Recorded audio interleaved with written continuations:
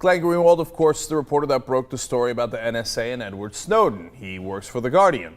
Now, he's in Brazil and he has a partner, David Miranda. Not a partner in terms of a reporting partner, but in terms of a relationship partner. He is going out with David Miranda.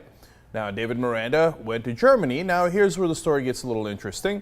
He went and talked to Laura Porteous, who is working with Glenn Greenwald on the NSA story. Now, he's flying back through London's Heathrow airport when the British authorities all of a sudden start playing the song of the Lannisters. And David Miranda's going, what is going on? And he looks at a British Guards thing and he's got chainmail there. This is all, if you, of course, watch Game of Thrones, you'll understand what I'm talking about. But the point being that the British authorities have pulled David Miranda aside. Now, some of you might think, well, look, if he went to go talk to someone who might have information about Edward Snowden, and Edward Snowden is releasing information about Great Britain, well, that might be logical. But you have to understand something. He's being pulled aside under the auspices of Schedule 7 of the Terrorism Act of 2000. Now, is David Miranda a terrorist? Of course not. His main, apparently, thing that he's being suspected of is A, being in some sort of relationship with Glenn Greenwald, who's a journalist who's breaking these stories, and B, maybe engaging in journalism himself. How dare he? Keep that in mind. This is not an act that targets journalists and you say, well, he might have committed an act of journalism. It's supposed to target terrorists. Now, this is where, of course, people get livid, understandably so. Now, not only did they detain him, but they took all the material that he had with him, cell phones, laptops, memory sticks, etc. Gone. They just took it. Sad day, it's not yours anymore. It's the property of the British government. And now, are you allowed to do that? And then they kept him for 9 hours. That is literally the longest by law that you are allowed to keep someone. There he is returning to Brazil and meeting Glenn Greenwald. Obviously, at some point, they let him go. But understand how strange it is to keep someone for 9 hours. The overwhelming majority of actual terrorist suspects, people that they think might be involved in terrorism, are kept for under 1 hour. In only 1 out of 2,000 cases do they keep somebody for 9 hours. Gee, I wonder if this was vindictive. They already had the cell phones and the laptops in the first 5 minutes. The rest of it is basically saying, Glenn Greenwald, how dare you do journalism? We'll not only come after you, but we'll come after everyone associated with you, whether they're working on this story or perhaps even if they're not working on this story, and this is the person that you care deeply about, so maybe we'll treat him worse than the great majority of the terrorist suspects, people we suspect of possible terrorism. We'll treat him worse than them.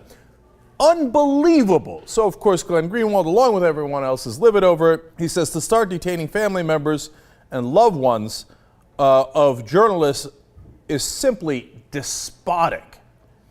He continues, even if the mafia had ethical rules against targeting the family members of people they feel threatened by, but the UK puppets and their owners in the US national security state obviously are unconstrained by even those minimal scruples. Hard to argue with that. And then he goes on to be more clear. Now, first, we're going to see David Miranda and see what he experienced, and then we'll go on to what Glenn Greenwald experienced. Let's watch. Fiquei numa sala, tiveram 6 agentes diferentes que eles estavam entrando e saindo, falando comigo, me fizeram perguntas sobre minha vida inteira, sobre tudo, levaram meu computador, videogame, celular, meus memory cards que estavam, tudo. All right. Now, as you can see there, he went through a harrowing experience, not in that he thought his life was in danger, but do we have to really get to that point? But as in, why are they doing this? Why are they treating me like a terrorist? And now Glenn Greenwald says, if two can play at that game, I'd like to send my regards as well. Eu vou fazer a reportagem com muito mais agressão do que antes. Eu vou publicar muito mais documentos do que antes. Eu vou publicar muitas coisas sobre a Inglaterra também. Eu tenho muitos documentos sobre o sistema de espionagem da Inglaterra. So, look, you want to start treating people this way and trying to intimidate people's loved ones? Well, I got more information in UK. If you'd like to step right into it, have at it, Hoss. You think you're going to intimidate me? Now, remember, Glenn Greenwald is the guy that private contractors tried to investigate earlier on, well before he did any of these NSA stories, because they viewed him to be a threat. And they were trying to look into his personal life back then. And basically, when we found out about it and that became public, Glenn Greenwald said, yeah, okay, you got me, I'm gay. Everybody already knew that. Sad day for you. You don't have anything on me. He's used to being a target. And this, of course, goes beyond the pale. But it actually goes to prove that he's right. And here, let me quote Glenn again. He says, every time the U.S. and U.K. governments show their true character to the world, when they prevent the Bolivian president's plane from flying safely home, when they threaten journalists with prosecution, when they engage in behavior like what they did today. And all they do is hopefully underscore why it's so dangerous to allow them to exercise vast, unchecked spying power in the dark. You see, I think that's the best quote. Because do you trust this government now? Do you really think that they're using the terrorism acts in the UK to try to find actual terrorists? Or do you think that they're using it to try to intimidate journalists? The number one crime is a crime where you embarrass the government. How dare you? It's true in the US and it's true in the UK. You're going to try to reveal our information about what we're doing to our own citizens or what the Americans are doing to their citizens? How dare you? That makes you worse than a terrorist. But by doing that, you show us what your true colors are. I'm now scared of my own government. If you live in the UK, you should be scared of your government, because they view you as the enemy. The greatest crime Glenn Greenwald and Edward Snowden did was to reveal information to the public.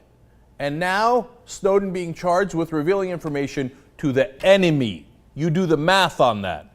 Greenwald also says they wanted to intimidate our journalism to show that they have power and will not remain passive, but will attack us with more intensely if we continue publishing their secrets.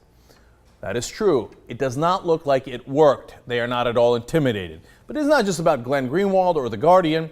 It's also about how power is abused within the different governments and against other governments. For example, David Miranda is a citizen of Brazil, and Brazil is understandably livid over it. Here's what they say. The Brazilian government expresses grave concern about the episode that happened today in London, where a Brazilian citizen was held without communication at Heathrow Airport for 9 hours in an action based in the British anti-terrorism legislation.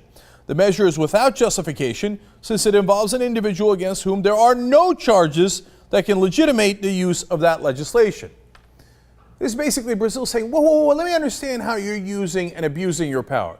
You're saying that if any of my citizens come through and you know they're not terrorists and you know you're not going to charge them with that, you're going to misuse your law to hold them for 9 hours on that piece of so-called legislation anyway. So I guess none of my citizens are safe in the UK, and you could double that for the US. Now, this is absolutely outrageous, man. They've made it so that we can't trust our government at all because it's not our government. It's the government that's trying to protect itself and make sure we don't get the information. And if they gotta, in some ways, terrorize journalists and their loved ones to do it, they have no problem doing that. To treat people who are trying to give us information worse than you treat terrorist suspects, it's beyond the pale. But unfortunately, it's exactly what the US and UK governments have been doing for a long time.